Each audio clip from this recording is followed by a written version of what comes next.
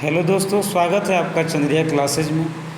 बच्चों की काफ़ी दिनों से रिक्वायरमेंट थी कि सर आप डिविजिबिलिटी के ऊपर, इट मीन्स दैट कि डिवीज़न के ऊपर एक वीडियो बनाइए, क्योंकि हम लोग के काफ़ी डाउट होता है कि कभी कभार हमारा डिवीज़न रॉन्ग हो जाता है, कभी राइट हो जाता है, हमें समझ में नहीं आता कहाँ पर जीरो प्लेस करना है।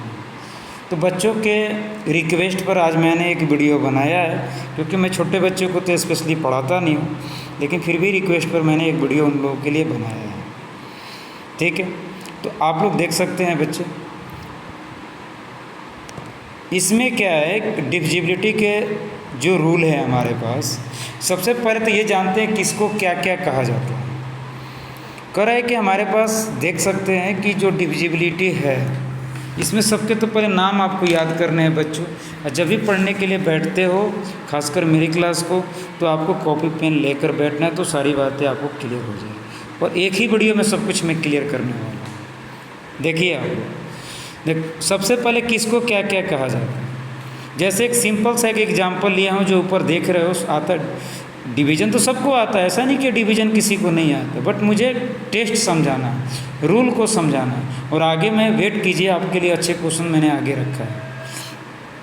जैसे बच्चों 2 को 9 को डिवाइड करना है 2 से, तो 2 से 9 को डिवाइड करेंगे तो कितनी बार में जाएगा? 4 बार में। रिमाइंडर क्या बचेगा? 1। तो किसको किसको क्या कहा जाता है, यहाँ पे देख सकते हैं नीचे, इसको डिवाइजर कहा जाता है, यहाँ पर क्या कहा जाता है? डिविडेंड कहा जाता है, और यहाँ पर जो पोजीशन है वो कोसेंट है, और ये रिमाइंडर है। तो 2 क्या है? डिवाइजर। 9 क्या है? डिविडेंड। कोसेंट क्या है? 4 है, और जो बच गया नीचे वो रिमाइंडर है। हिंदी में 2 को भाजक, 9 को भाज्य, और 4 को भागफल, और 1 को शेषफल कहा जाता है। मतलब जिस नंबर को डिवाइड किया जाता है वो भाज्य होता है, इंग्लिश में डिविडेंड। जिससे डिवाइड करते हैं, यहाँ 2 से कर रहे हैं, डिवाइजर यानी कि भाजक। जो रिजल्ट मिलता है कोसेंट यानी भागफल, और जो बच जाता है रिमाइंडर। इसके लिए एक फार्मूला आपको हमेशा याद रखना है, dividend is equal to divisor into quotient plus remainder. Hindi में इसी क्या कहा जाता है? भाज्य बराबर भाजक गुना भागफल प्लस शेषफल होता है।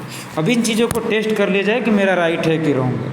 डिविडेंड हमारे पास क्या है? 9 है। भाजक यानी कि डिवाइजर 2 है। भागफल हमारे पास 4 है। कोसेंट और प्लस 1, तो 2 × 4 8 हो गया, प्लस 1 तो क्या आ गया? हमारी ये चीज़ें राइट हो गई। तो आपका क्या फार्मूला होगा? फिर से एक बार बता दूँ, डिविडेंड इज इक्वल टू, इन दोनों को आप मल्टीप्लाई कर दीजिए। किसको? डिवाइजर और कोसेंट। तो यानी कि 2 × 4, और नीचे क्या किया जाता है? फिर मल्टीप्लाई करने के बाद रिमाइंडर को ऐड कर दिया। उम्मीद करता हूँ बेसिक फार्मूला आप लोगों को क्लियर हो गया होगा। अब मैं आगे आ रहा हूँ नेक्स्ट क्वेश्चन के ऊपर। देखिए, अब जैसे इस डिवीजन की बात करता हूँ, मैं आपसे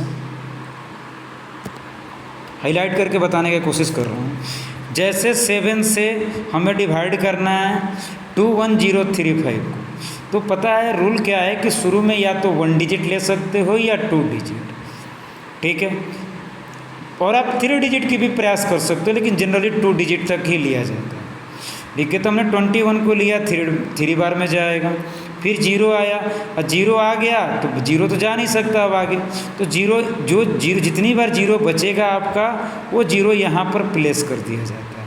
तो 3 के बाद एक 0 और लगा लिया हमने। उसके बाद हमने 3 को नीचे लिखा, ऊपर से देख रहे हैं, यहाँ पर हमने 3 को नोट किया है।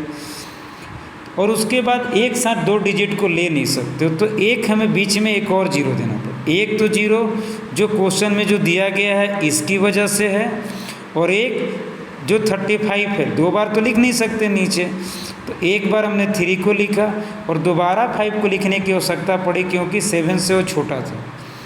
ठीक है, तो हमें एक 0 प्लेस करना पड़ेगा। तो क्या हो गया?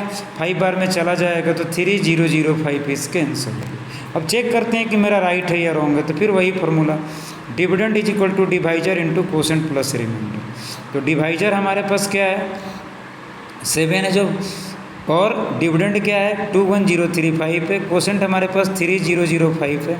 रिमाइंडर हमारे पास 0, मल्टीप्लाई कीजिएगा तो ये रिजल्ट आ जाएगा। दोस्तों आपके लिए इस फार्मूले के ऊपर कैसे क्वेश्चन आपके पास आगे क्लासों में पूछे जाते हैं, ठीक है, इन चीज़ों के लिए मैंने एक नीचे क्वेश्चन प्रूफ किया। पता है बच्चों की समस्या क्या आती है, कब जीरो बीच में लगेगा और कब नहीं लगेगा।